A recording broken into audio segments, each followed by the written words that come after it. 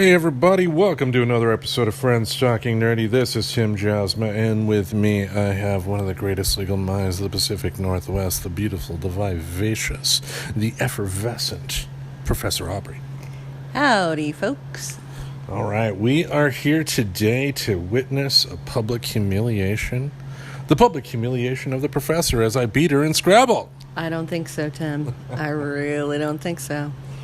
All right. One of the games we have at the house here on the PS4 is this Hasbro 4-pack, and they have some of the games that they own, like Monopoly, Risk, Trivial Pursuit, game show thing, and Scrabble on there as well. And time and time again, Scrabble has been the one we've come back to on a regular basis. Absolutely. I mean, I think we enjoyed playing the other ones, too. I really enjoy Risk. I think you think it's too predictable and then it's too decided too early. But I'd say between Risk and Scrabble, that's probably what we play of those four, for sure. Yeah, so what we're going to do right here is play a game for you. The game is currently set up already. The score is 0-0. This is the start of round one, and I am going first. Now, while I do my turn, tell the folks at home about some of your early gaming experiences. How did gaming become important to you? That is a great question, Tim, because gaming is important to me. I do enjoy it, and I'd say I'm somewhere between an avid gamer and somebody who doesn't like games. So I can sort of understand both sides of that, because there are definitely some games that I don't like. But I'd say one of my favorite games when I was a kid was Chutes and Ladders. I remember playing that with my family an awful lot, and it was really fun. Yeah, I forgot the specific story, but if I'm not mistaken, I think the Chutes and Ladders game was made by some people that were either nurses or worked with sick children, and they wanted to make a game that even sick children would be able to play.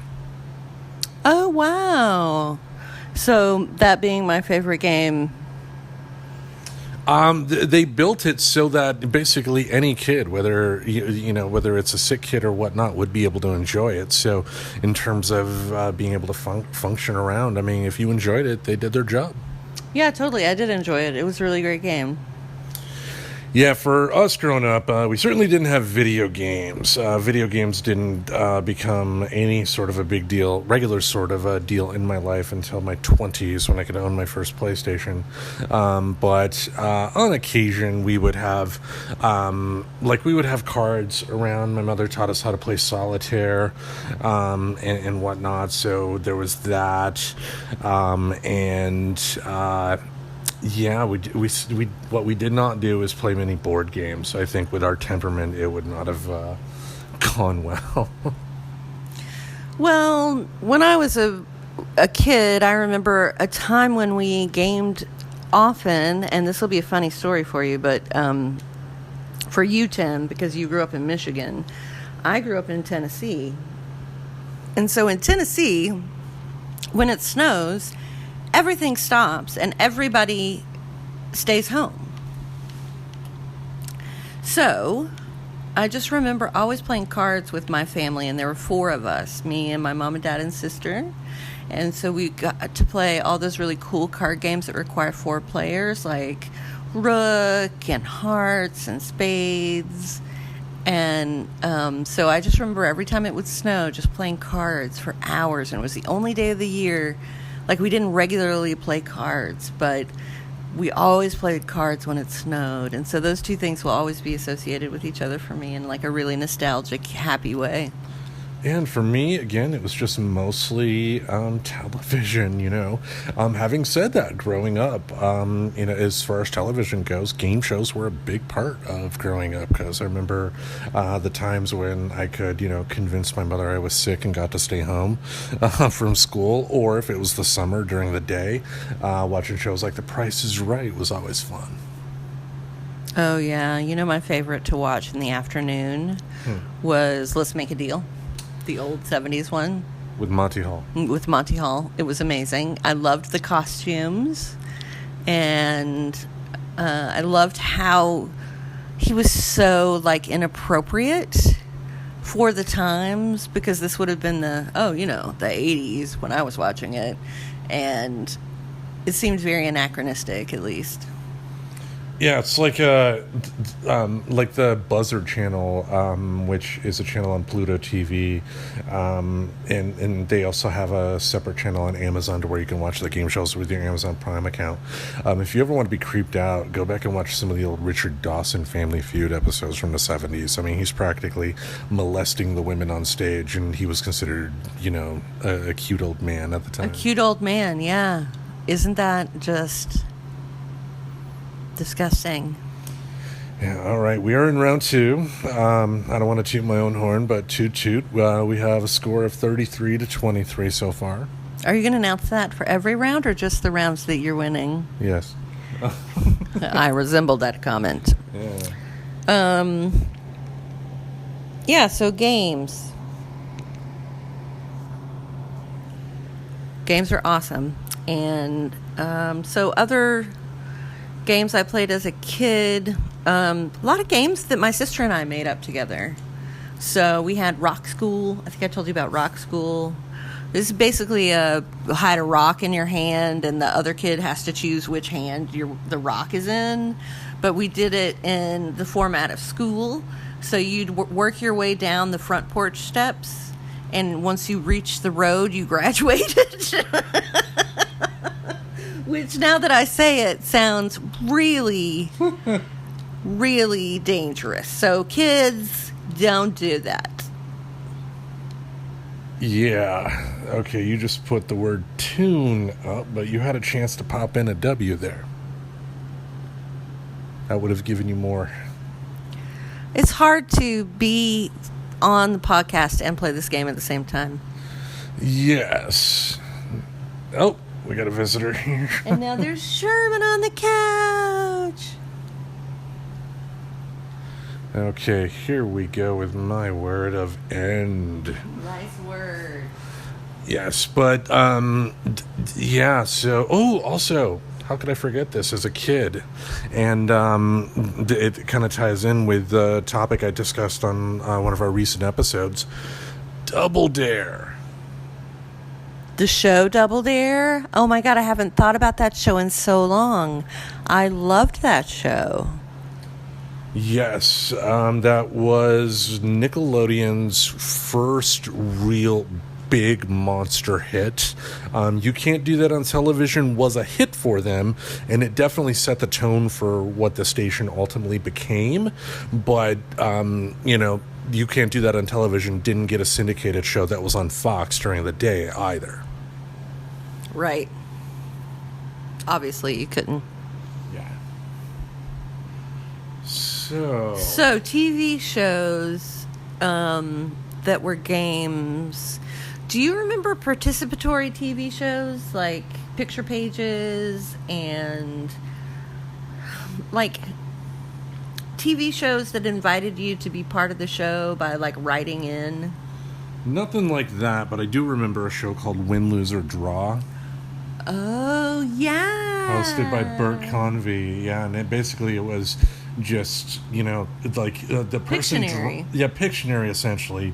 They changed it because Pictionary was still a thing, and they didn't have a license for that, so they did a couple of different things. But it was essentially that. The person drawing would get a theme, and from there, they would draw to the best of their ability to have the people on the couch guess.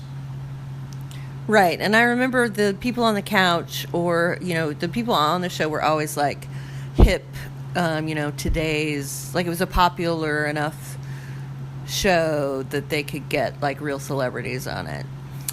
Yeah, they had Vicki Lawrence. Whose show was still on TV. Mama's Family, yeah. Yeah.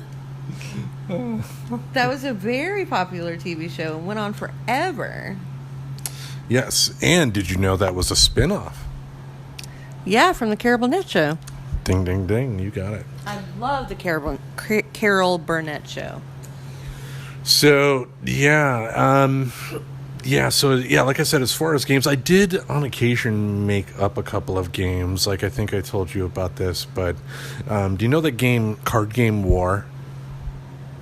Yeah. What I did is made that into like a sport league.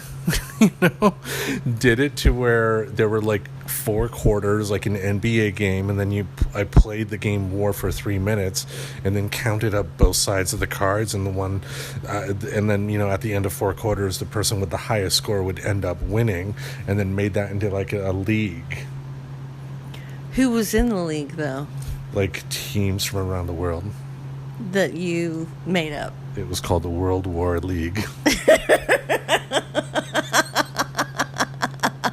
So this was basically the very early version of those fight games now where you develop your stable of fighters and pit them against each other and have like league play or league whatever on a video game.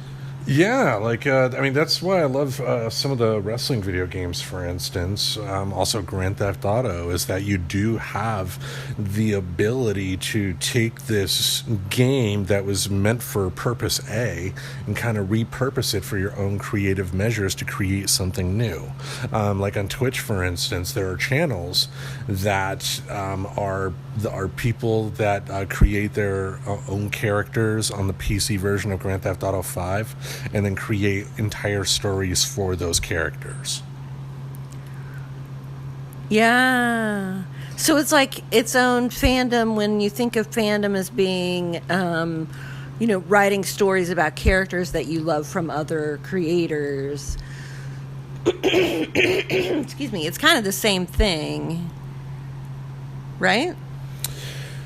Yeah, I mean, it's like fan fiction in a way. Now, like with the game that I did, obviously there are no professional players that play the game of war, so right. It was just my own thing. But, is that really any different than somebody that, I mean, I've known kids, and there are plenty of stories of kids that will be like wrestling fans and have like wrestling action figures and then pretend those wrestlers are actually wrestling and then like record the wins and losses and everything.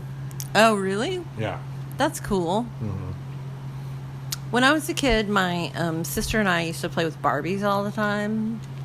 And we would do similar thing. I mean, it was almost like we were doing improv theater with Barbies. Nice. Were there any salacious storylines? Oh, so salacious. Like, there were always different classes, and the classes were always at war. Like, the classes were always fucking with each other. And it was, there were betrayals. There were, like, babies who you didn't know the parentage of. There were, lots of fun storylines.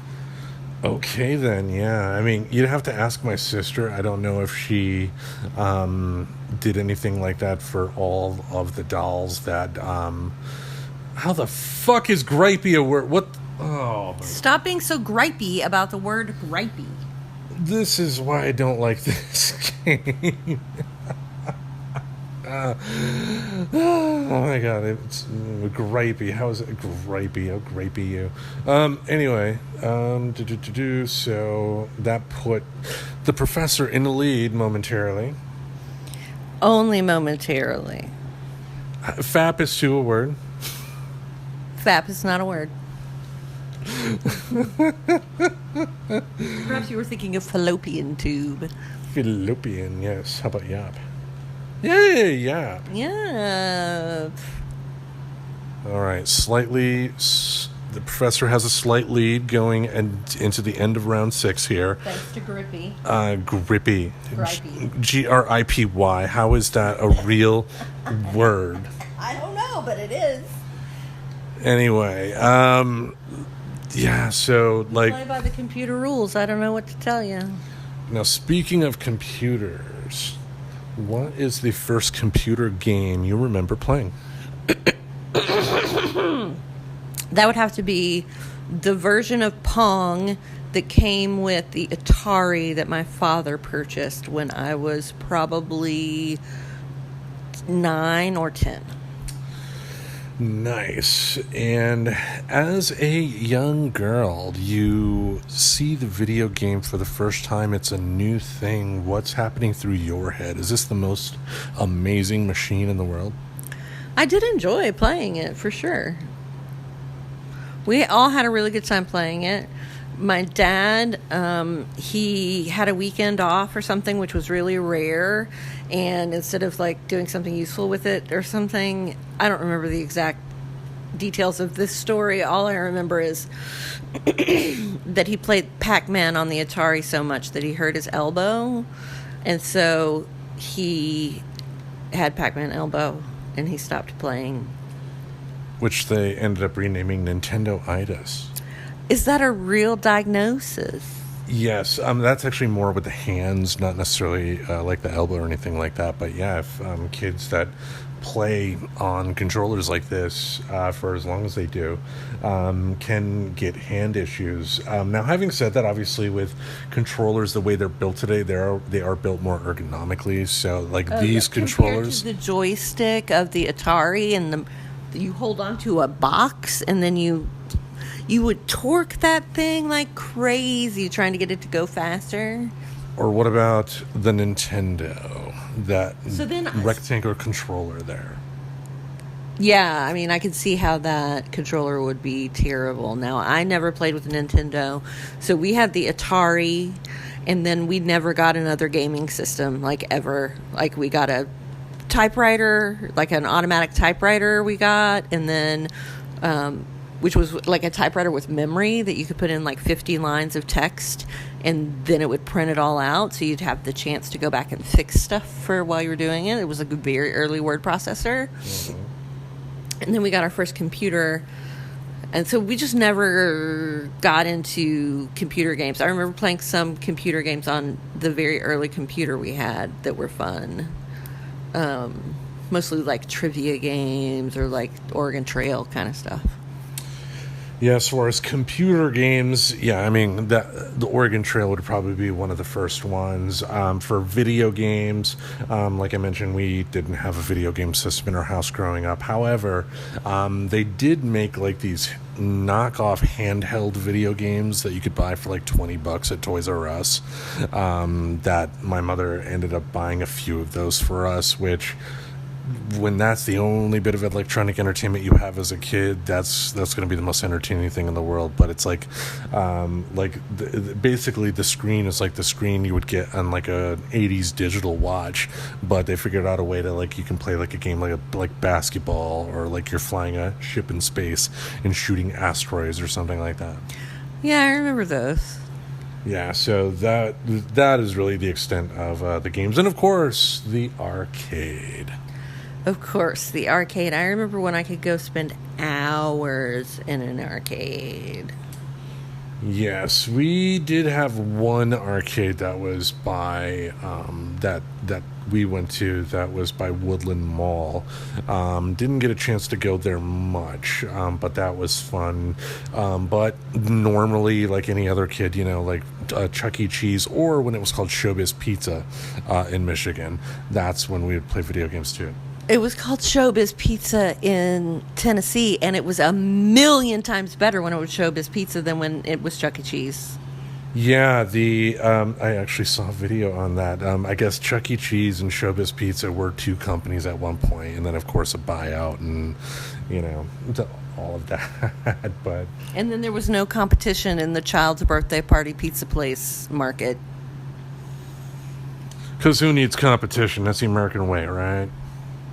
Yep. But yeah, kids used to have their birthday parties at, what was it called? Either Showbiz Pizza or Chuck E. Cheese. Showbiz Pizza, and the pizza there was so good. I loved the Showbiz Pizza. Yeah, like I do remember it being a much more vibrant atmosphere than when I brought my kids to Chuck E. Cheese, because it just felt like there was a lot more going on when it was Showbiz. And the animatronics, at the Showbiz Pizza were definitely, I would still say when they're working, they can be cool. Yeah, for sure. They totally can be cool when they're working. Yeah, so that was always fun. But as far as games, I didn't seriously start becoming a gamer until like my teens, when I was able to get out of the house more and visit, like places that had video games, more video games like Mortal Kombat. Yep, Mortal Kombat. Remember it. Remember it well. Yes, I saw that game, and it was just like, they ripped his spine out of his mouth. That is awesome. When you're a young boy, stuff like that, just, finish him. It's amazing. Finish him.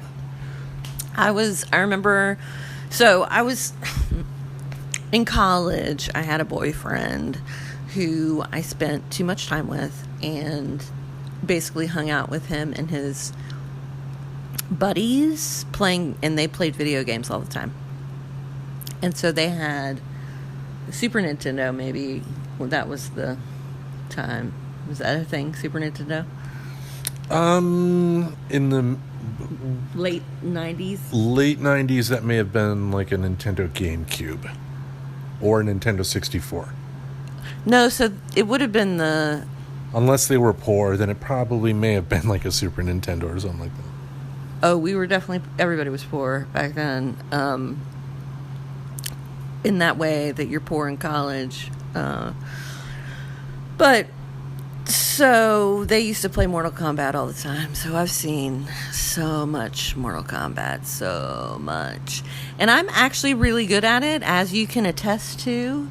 I beat you over and over and over again because I have a strategy to win, and it was effective. How is Zen not a word? I know, Zen is definitely a word. I don't know what to tell you. I have had that happen to me more than once. Trying to make a word that I know is a word, but they're like, no, it's not a word. It's not in our book. Far less points. Oh my god. Anyway, so yeah, Mortal Kombat was great. NFL Blitz was also great until I figured out the whole scheme of that game. It's fun to like do the big hits or like the Hail Mary throws and whatnot, but if you get too far ahead, the game will let the other team come up, even on easy mode, and I hate games that do that. Yeah. Now, in high school or college, did you ever get into anything like Magic the Gathering? Never did. No, never understood it. And I tried to get into the I missed World of Warcraft. I think I would have really liked to have gotten into World of Warcraft. Like, that is the kind of game that I ended up playing online that I really liked. Like a strategy game like that. And I just missed it. Like, I wasn't playing games then, so I missed that. But there is a World of Warcraft related card game that's sort of similar to Magic the Gathering, and I have played that. Yeah, are you talking about the Hearthstone game? Yeah, Hearthstone. Yeah, and I know there will be maybe a few listeners out there that are screaming, World of Warcraft is still a thing. I know, but I feel like I would just be so far behind everybody else. Like, I wouldn't know anything, and everybody else would know everything, and so I would never be good at the game. That's not how that game is made, though. I mean, it's a community. So, like any community, there will be people that have been there for a long time, and then there will be people in your shoes that are just getting started. And with World of Warcraft, you can even just install it on your computer, and I believe play the first 20 levels for free. Really? Yes, so there is always that. Yeah, and like for me, I've never been into, at least on the computer, the World of Warcraft type of games. Now, on the tablet, there have been some, like of those MMO RPG whatever games out there that I have enjoyed. But overall, for me, when I like a game, I like some structure. And I know you may counter with, what about a Grand Theft Auto game? even within Grand Theft Auto, even though it's open world and I can do what I want in that game, there's still a structure to it. Meaning if I want to take on a story adventure, I know where to go. But if I just want to cause mayhem, I know how to do that and all that stuff. Right. So that's a really flexible game. It's got different ways of playing for different ways of feeling. Indeed. Now we are... It seems like a particularly kind of, the kind of game... Let's talk about Grand Theft Auto for a bit, if we can, because you do play that game quite a bit, and it is quite a controversial game when it came out and subsequently, and because it is very violent, gratuitously violent, for the glee of being violent. And so a lot of people would say that that's fine to do, but some people might say, that's a lot of negativity to expose yourself to, sort of a lot of trauma to numb yourself to, and don't you think that you would be a better, more compassionate person if you didn't play a game like Grand Theft Auto? I get where you're coming from with that, and you can understand how people can come to that. However, throughout the years, there have been numerous studies on video games and violence in video games and how they could potentially affect people, and there have not been any known definitive indications that video games cause violence any more than anything else. The way I word it like that is this: if there is somebody out there that has, like, let's say, an untreated mental illness, a game like that may not be the best. Did you say if? I know there are people out there, Yep. but I'm just talking There are about. lots of them. I know that's what I'm saying. It's like I get that. I am. It's has a rating for a reason, and I'm glad. I do believe in a rating system to give people something of an idea of what they're buying. So how old do you think someone should be before they play a game, Grand Theft Auto, or a game like that? I would treat that like a rated R movie, so like 17 or older. Like my oldest, if he played Grand Theft Auto, I'd have no problem. Because he's 21. He is 18. Oh, he's 18. Yeah. Anyway, look at my hair. Look at my hair. Yeah, so my other question about games like Grand Theft Auto, or, I'm sort of taking the devil's advocate position here, as I want to do. And my other thing is, do games like that that simulate real life, do you not think that real life is as much fun? I've never played it for that. I mean, for me, it's that game. Ever since I've had my tablet, I've had up an iPad since 2012, and Grand Theft Auto has been on there, or I have had access to play a version of Grand Theft Auto, since at least then, and well before that, since the original games. I played the original game. I mean, I've been a longtime fan of that series, and for me, it's always been just something fun you put on for even just stress relief.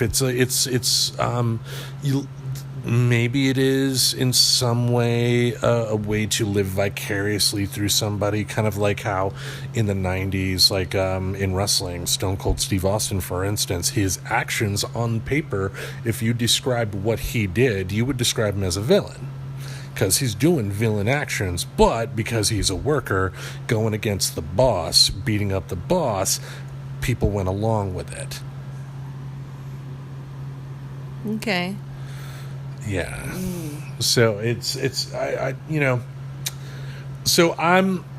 So you always feel like you're fighting the man in the game. Oh God! Is that what you're saying? No. Oh. It's no. I don't think these are like I said. It's like, for me, I know me. I'm not thinking. It's not a combat simulator. It's pretending you're in an action movie. How many guys have watched a James Bond movie and pretended for a moment, I'm James Bond?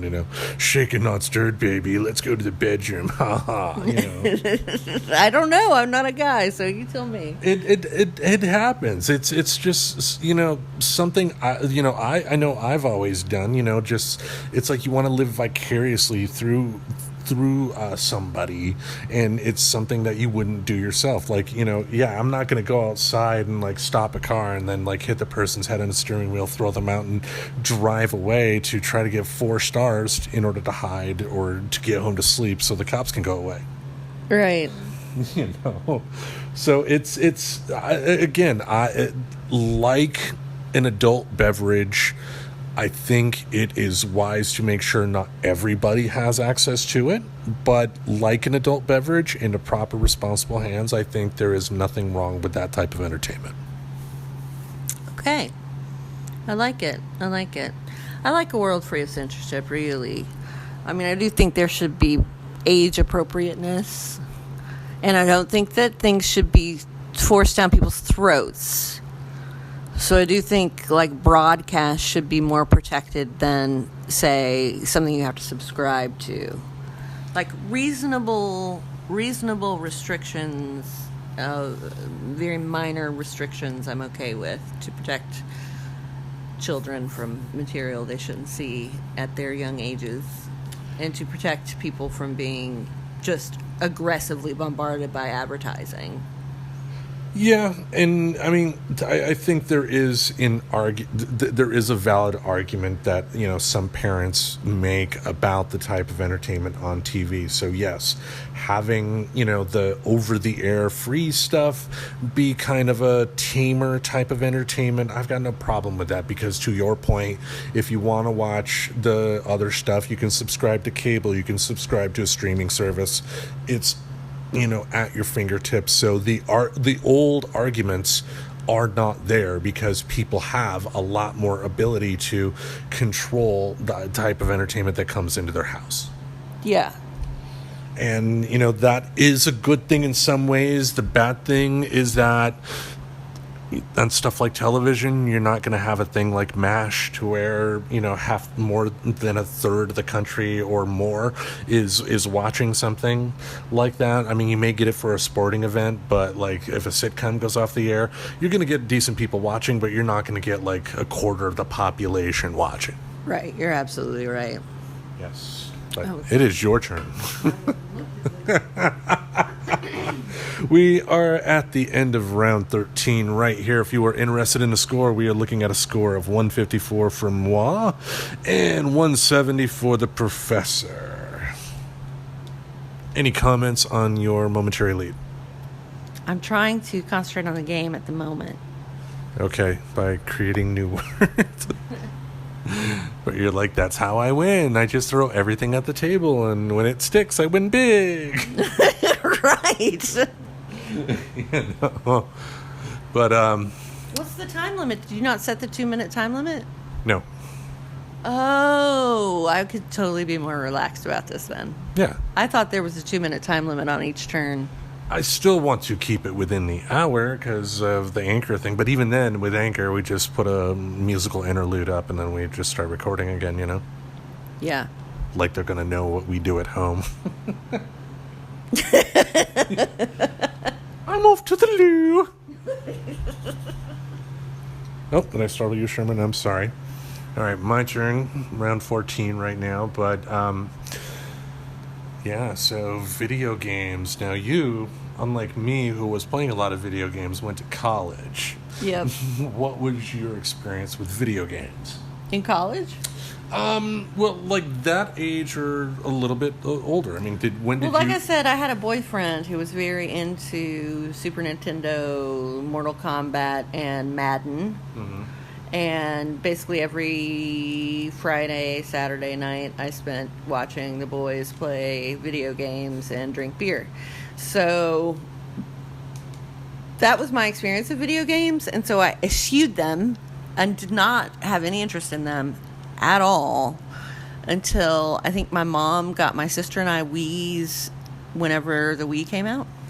And I will tell you, that was an innovation in a lot of ways, because I think, I spent, as I've said, a few years in electronics retail. So I've seen, video game systems, debut and whatnot, and their advertising. And I think this was the first major video game system that I've seen that targeted females as much as the Nintendo did. And I think that's why, that system, compared to like the PlayStation 3 or the Xbox 360, was weaker in terms of the hardware, but the types of games that they made and who they targeted it for was brilliant.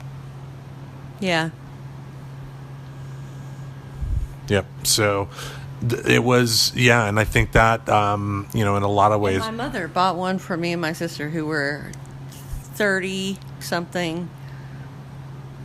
Yeah, so, and I think that, too, was, like, right around the time where tablets started becoming a big thing, too, and casual gaming started becoming as prevalent, stuff like Farmville.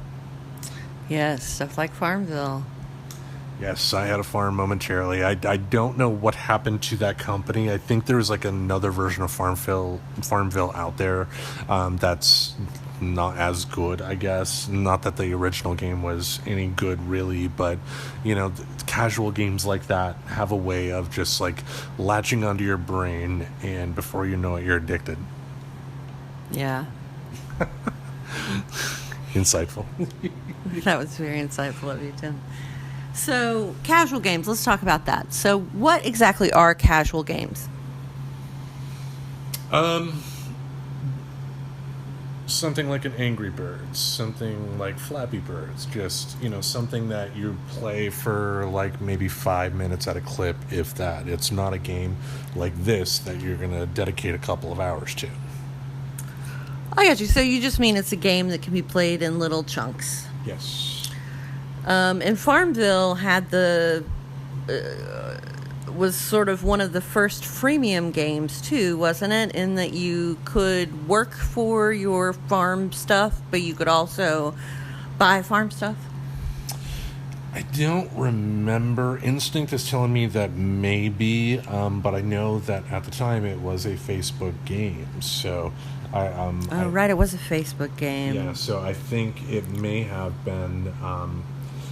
May have not had any sort of thing. I think it was more advertising that they were hoping for. Right. You could do vets there instead. Sorry. All right, the end of round 15 here. We're looking at a score of 166 for myself and 180 for the professor. That's right. You're gaining on me, and you always do better in the later rounds than I do.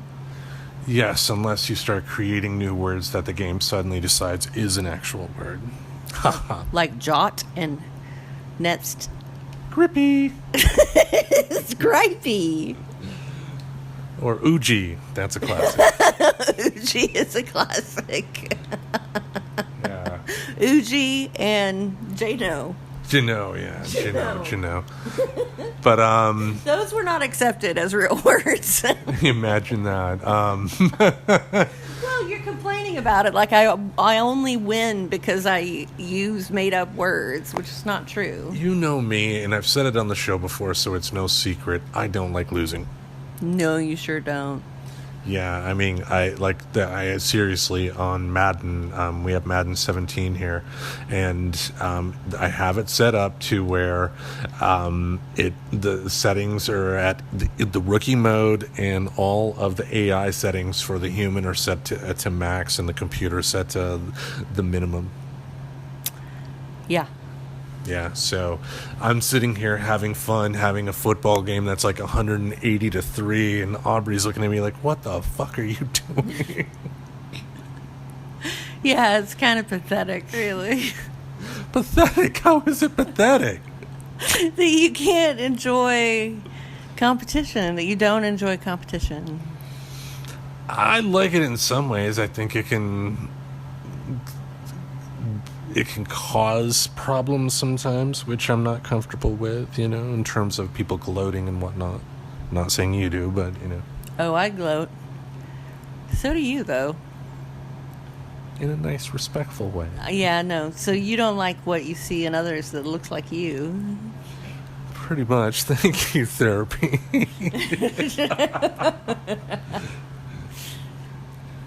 Now, what other casual games do you like? Now, I know you are currently a fan of a game on your phone.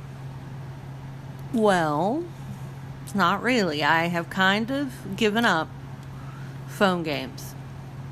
I spend so much time on my phone already that I don't want to play a game on it. So you are leaving that one game you've been playing for well over a year. Yep. Okay, then. And I pretty much stopped at the beginning of the summer, and I haven't played since then. So I just don't want, I just stopped having the urge to, check in on that or, drop in on the gameplay like I used to just be like, oh, I wonder what's going on in the game, and I would check it. But now I just don't even ever feel like, oh, I wonder what's going on in the game. Like, I just don't even think about it. I got that way with Clash of Clans. I stopped playing that last year, and I had been playing that ever since I first got my iPad in 2012. So the fact that they got me for almost a decade, speaks volumes to how they're able to keep people coming back. But I don't miss it either. It's just like once I decided I was done, it was just like done. Yeah. And, what's interesting, you were asking me earlier about, that game was very transformative for me. I actually played it for about 3 years, and I started playing it before I got divorced. And when I got, one of my cats died shortly before we decided to separate. And I was playing the game, and it was people in the middle of the night, so people in Europe who I played that game with, who really supported me in the middle of the night when I needed help. And so those people meant a lot to me, and I was able to go over to England and meet a couple of the people that I played the game with. And that was amazing to find out. I was like, I need to know if these people are real or not, because they were so important to me. And so going there and meeting them really made that time in my life sort of more meaningful. So that was a really cool thing I was able to do through a game. And look at that. You just, I mean, if you had gotten married because of somebody in the game, you could have had the wedding paid for by those people. Probably. No, they're stingy. The game people are very stingy. Like most entertainment people, like Activision, the people that made World of Warcraft are... Activision, really? Yeah, they are going through a big thing right now because it was found out that their work environment is like a frat house. Uh-huh, I can see that. Yeah, so it's... so I wish the best for the people that work at that company and hope they can either turn it around or find a better place to work, because it sounds like that place kind of sucked. That is too bad. Yeah. So, we are in round 17 of our game here. It usually takes us about an hour to play one game of Scrabble together. There's usually a lot more cursing on my part at this point. Anyway, but I'm being facetious there somewhat. Somewhat? Yes, I'll admit. But overall, I do like this game on here because, I do like Scrabble. I got no problem with Scrabble. It's just what's always kind of kept me from it was the amount of pieces involved, and especially when you got kids, those can be ingested. Those can be disappear. So games like that, in my house, we weren't going to buy them. Right. I think I have actual Scrabble somewhere, but I liked the feel of the wooden tiles. I like playing games for real. Like, I love playing backgammon with a real backgammon board and the backgammon pieces. Look at that, Lee. Yes. Came up with like a quadruple word thing in the end of round 18 here, 219 to 201. Yeah, I know when we first met, we played some backgammon, and that was the first time I played that. Though I do remember, as a younger kid, my mother did have a backgammon thing that... It was very popular in the 70s, I think. Everybody had that backgammon set with the crossways, triple line, yes, leather. Yeah, so I... Yeah, she had that, but I don't recall her playing that in front of us. That may have been something that, she pulled out after we went to bed or something like that, but it was just... What? What? Just that would be a weird thing to pull out after your kids went to bed, to be like, oh, now I can play backgammon. You never met me and my sister. We were a handful. Were you? Well, it requires 2 people to play that, so it's a game for 2 and only 2 people. Well, she did. I mean, her boyfriend lived with us, so yeah.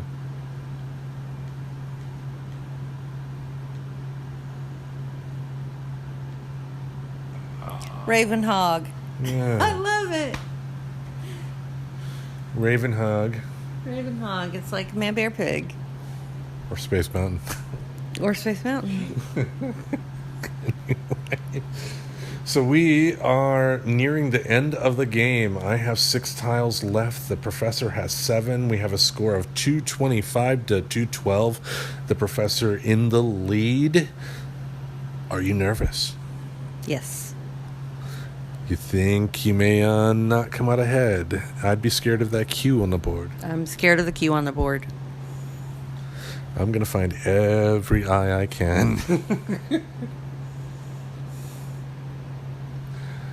Yes, because anybody who's played this game always hates the fact that the word QI the letters QI are a word.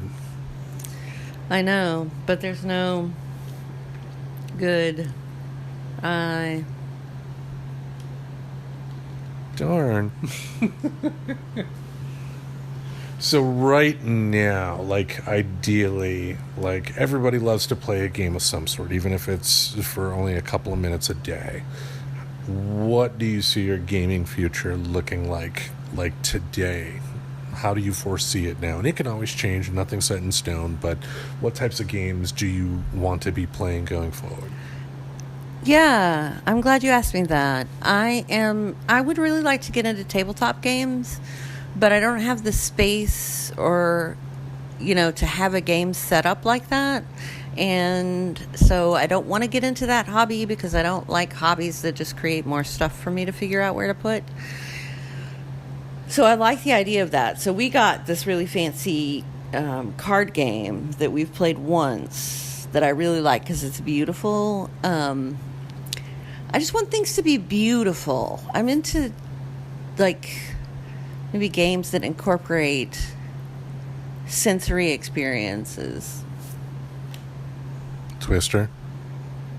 Yeah, like active games where you're experiencing some sensations. Fucking lawn darts, baby. Kids today, they don't understand the beauty of long darts and how dangerous those things were. I don't know how they lasted on the market for as long as they did. I do not either. Because, my aunt had some, and, I think the last time she had them was the time that I played with them. I didn't break anything, but, I was also very anxious to play, and it went wide. Yeah. Yeah, nobody got hurt or nothing like that, but listen to me. Outside games. Ooh. I played tons of outside games when I was a kid, and I love outside games still. Rolly bats, ever heard of that? We made that up in my family, I think. But I think my mom and dad made it up, and then we thought it was a real game. And so we would always ask our friends, hey, do you want to play Rolly Bats? And they'd be like, we don't know what you're talking about. The rules of Rolly Bats are as follows. You get a wiffle ball and bat, the plastic bat. Someone is the pitcher. Someone is the batter. And then the other people are fielders, and it has the same bases as baseball. Ready? Mm-hmm. The pitcher pitches the ball. The batter hits the ball. If it's caught, the batter is automatically out. No. If it's caught, the fielder... No, if it's caught... if it's caught, the batter is automatically out. If it is fielded, from where you field the ball, the batter lays down the bat on the ground, and the fielder has to roll the ball, and it has to hit the bat in order for the batter to be out. Reminds me of the game my sister and I made, toilet baseball. Let's hear it. Yeah, it was not the picture of the house that was recently up on our Facebook group page, but it was the house on the same block that we lived before we moved to that one. It was the upstairs bathroom. And at night, when my mother was asleep and my sister and I were up, so we're talking like 2 o'clock in the morning, if we were up, we would just get up, go into the bathroom. The person who was the batter would be on the toilet with the toilet brush, and the other person throws a washcloth, and it was hitting the washcloth, and like the rules of baseball, if you could let it hit the back wall, it's a home run. If the person who pitched it caught it, you were out. If you did hit it and it like went on the floor, you'd be like first, second, third home, and that's how you did it. You didn't get up and run because you just said first, second, third home. Yeah, you didn't want to run around and wake your mother up. My God, you never met my mother. Yeah, we whispered that shit. We whispered that shit. First, second, third home. So yeah, and I once again, I know I was in the champion. I'm sure you were the champion of that. I was the champion. Yes. Hey, lit, you got one. So, I got 3 letters left: U, R, and R. Let's see what I can do. Oh, please let me do it. Please let me do it. Yes! Kerr. I got one more R to go. I just gotta land that R. I gotta land that R, because if I land that R and you still have that Q, then you win. I say this now. I'm celebrating now, and it's going to be a Dewey defeats Truman moment.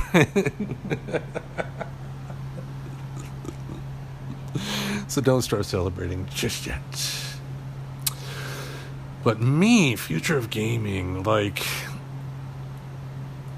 I love having a gaming system. But I find more and more that the games I play aren't ones that I want to spend like 20 hours on a day anymore, Yeah. I find I'm more in liking the idea of like 1 or 2, maybe 2 hour bits if I really got the time to dedicate. If it's something like a Metal Gear Solid that has a lot of story that they're trying to tell you. But, a couple of hours on a gaming system, I'm good. I mean, I play a little more on the tablet, but those are casual games, so it's nothing that's, again, up all day. So, my days of 16-hour gaming are done. Yeah, I don't know how you ever did that. Like, that would be fun. Like, didn't you miss sleeping? Well, you didn't do it every day. I mean, you do that on stuff like I did it when Grand Theft Auto Vice City first debuted on the PlayStation 2. When I bought it and got home, you just had like a bunch of beer or Pepsi or something like that, and you just stay up all night. So, like, I only ever did that with the Harry Potter books. I would go to the midnight opening of the new books and then go home and stay up all night reading them until I was done reading them. So yeah, I mean, obviously, so you get you get that mindset. It's just, for you, it was a book. For me, it was a video game. So it's, yeah. Yeah. For me, in terms of other games, there are some tabletop games I do like, but I get annoyed at ones to where there's a lot going on. And if there's like a whole bunch of instructions for a game I know nothing about, it can be tough to keep my interest on that. And I say this as you grit your teeth. Yeah. So... But, people like different stuff, and we can't like all the same things, and that's fine. Yeah. But looks like we are just about near wrapping things up here. You think you got a word? No. You got one for me?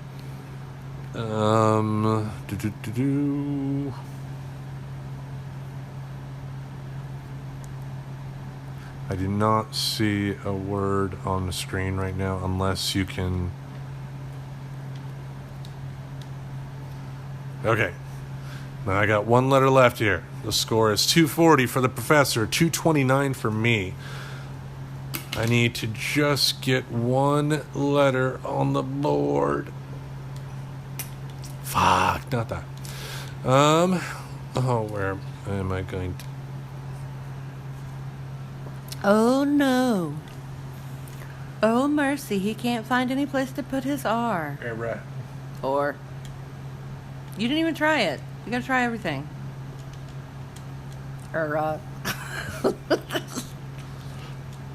Yes! I can't believe it. No. All right. We don't have a final score just yet. We're going to hit OK right now. I've been ahead all games since the very beginning. Yeah, so as right now, as the score on the screen says, it's 233 for myself and 240 for the professor. I'm going to hit OK. We'll get the final results because in Scrabble, you get points deducted for the tiles you have left, and the professor had some, including a Q. Here we go. The winner is me. The final score, 246 to 227. It's so wrong. It's just so wrong. I demand a rematch. Okay, I think we will do that, but what I think we will do is give the audience a reprieve from that. I think we'll wrap it up. Sound good? Sounds great. All right, so we thank you all for listening to our special show here, and thank you all for listening to me win. Feels great. Tune in again to this podcast space every Wednesday and Saturday for new material to entertain your ear holes. With that, we bid you adieu. Adieu. Subscribe to Friends Talking Nerdy on iTunes, the Google Play Music Store, as well as Spotify. Remember to support Friends Talking Nerdy on Patreon. Goodbye, darling.